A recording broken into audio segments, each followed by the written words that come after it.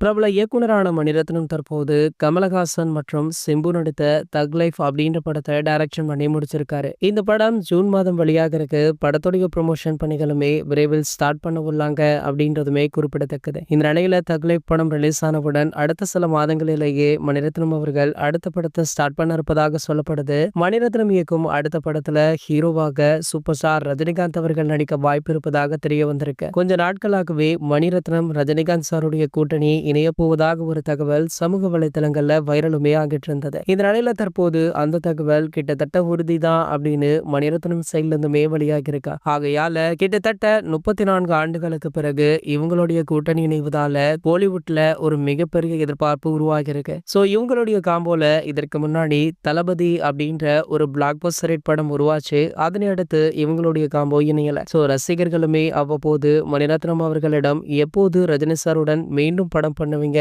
அப்படின்னு கேட்டுட்டு இருந்த நிலையில தற்போது அது சாத்தியமாக போகுது. ஆகையால தலைவர் ரசிகர்களுமே படு குஷியில இருக்காங்க. இதுல இன்னொரு ஸ்பெஷலான விஷயம் என்ன அப்படின்னு கேட்டீங்கன்னா, அடுத்த 2 படத்தையுமே மணிரத்னம் அவர்கள் தான் டைரக்ஷன் பண்ண போறாராம். இந்த படம் 2 பாகங்களாக வெளியாக உள்ளதாக சொல்லப்படுது. கூடிய விரைவிலேயே இதற்கான முறையான அறிவிப்பை வெளியிடவுமே இருக்காங்க.